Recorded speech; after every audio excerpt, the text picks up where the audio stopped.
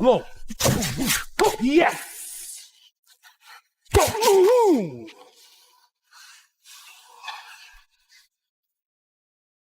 Today was to do 5-6 rounds. Why you gonna do 5-6 if you knock him before? If it was the fight was over. The fight was over. The more you do is just extras. Mike go home today. Come and get me, Mike. Come on. There we go. That's it right there. Perfect. That's one. Good one. Nice. Go. Come and get me, Mike. Let's go. There we go. Best round yet. Yes. Best round yet. Let's go. Come on, Mike. There we go. Using those legs now. As the fight of the year draws near, Mike Tyson is wrapping up his final day of training camp with laser focus and intensity, preparing for his face-off against Jake Paul. The atmosphere in Tyson's camp has been electric, with his team maintaining a rigorous training regimen that combines the power, speed, and technique that earned Tyson his baddest man on the planet title.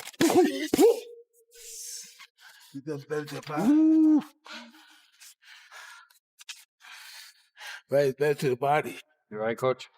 Mike, maybe need 10 seconds. Put 10 seconds there. At 58 years old, Tyson's training has involved a blend of traditional boxing drills and modern conditioning techniques tailored to maintain his endurance, power, and explosiveness. His workouts include grueling strength and conditioning routines, extensive sparring sessions, and rapid-fire pad work to maintain hand speed. Trainers report that Tyson's intensity is as high as it's ever been, and his discipline in these final moments speaks to his commitment to this match. He wants to be there. He wants to one more time entertain people. He's a fighter, but he likes to entertain people. It is what he fights for. He fights for all those people he can see in the street. The people come to him and say, "You are the people's champ." So this is really motivating him to be in the gym from 8 a.m. to 6 p.m. every single day. Physically, Tyson has adopted a regimen focusing on high-intensity interval training and mobility exercises to ensure he's in peak shape. His stamina has been boosted with endurance circuits and cardio drills aimed at preparing him for the fast-paced exchanges expected in the ring. Even as the oldest competitor in the fight, Tyson is showing remarkable adaptability, leveraging training tactics from his prime while incorporating updated techniques to accommodate his age. Expect the biggest fight of the history. Why? Because we talk about Mike Tyson. We talk about Netflix, live on Netflix, something that I never had before. Things like that you just can do with a name like Mike Tyson. Knowing that Paul is nearly 3 decades his junior, Tyson and his team have been meticulously strategizing. Tyson's focus has been on sharpening his signature moves, the powerful body shots and quick head combinations that once made him one of the most feared boxers in the world. However, his team has also been working on defensive drills to help avoid Paul's reach and youthful agility.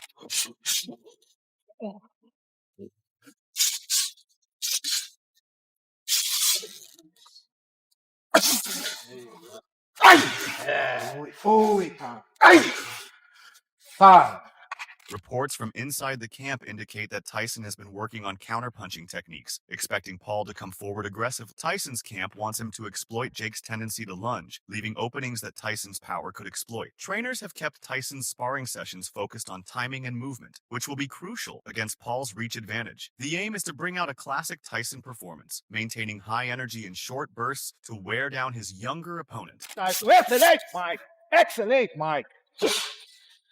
You break him. Unpredictable. Exactly, Mike. Beautiful roll, Mike. Excellent. Excellent.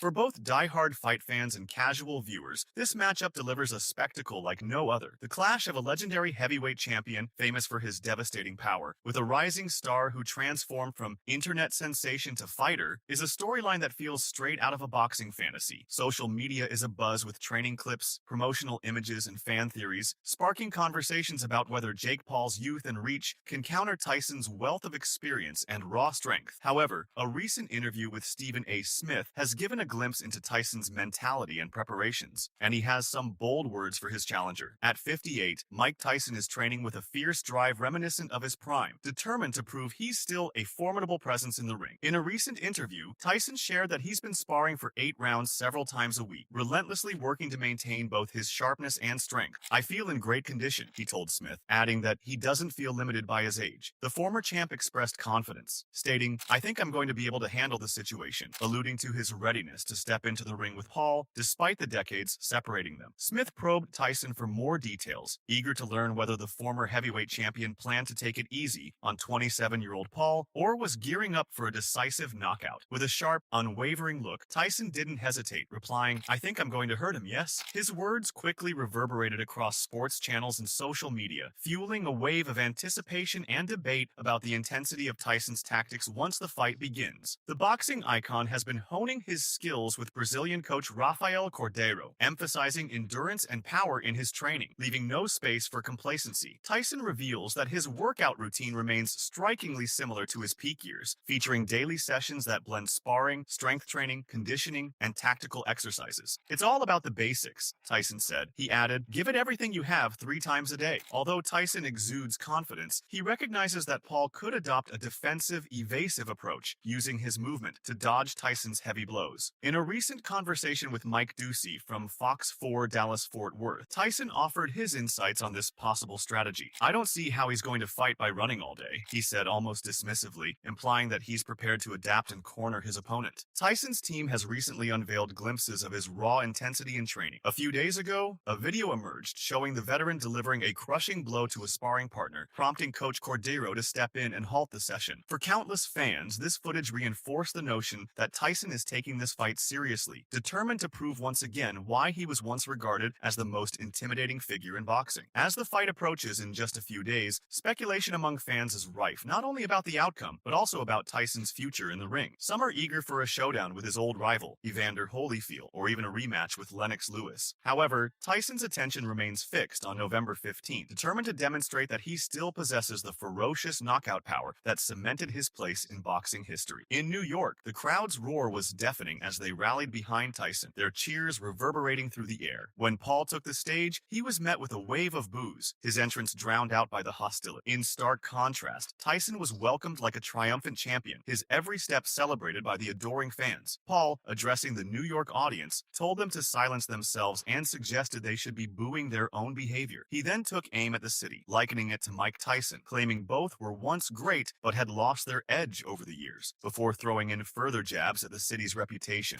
"Hey, New York, shut the fuck up, New York. Hey, boo yourselves. Boo yourselves, New York. Hey, New York, New York, New York, you're just like Mike Tyson. You were good 20 years ago. Fuck you, New York. Fuck you. Dumbass Democratic City." During the press conference, Paul seemed visibly on edge, having made a bold statement earlier in the evening, vowing to kill Tyson. Though he acknowledged his admiration and respect for Mike Tyson, he made it clear that their friendship was over. Paul proclaimed that on November 15th, he would knock Tyson out, proving himself the true victor. He described Tyson as old and insisted he would teach him a lesson like he would a son. Tyson affirmed his readiness to fight, sharing that he's resumed training after temporarily stepping back on his doctor's advice. He confirmed the bout is set and expressed confidence in his preparation. While he admitted to a brief setback due to illness, Tyson reassured fans of his recovery and current health. He emphasized that he's fully prepared and intends to let his performance speak for itself when the fight begins. Good,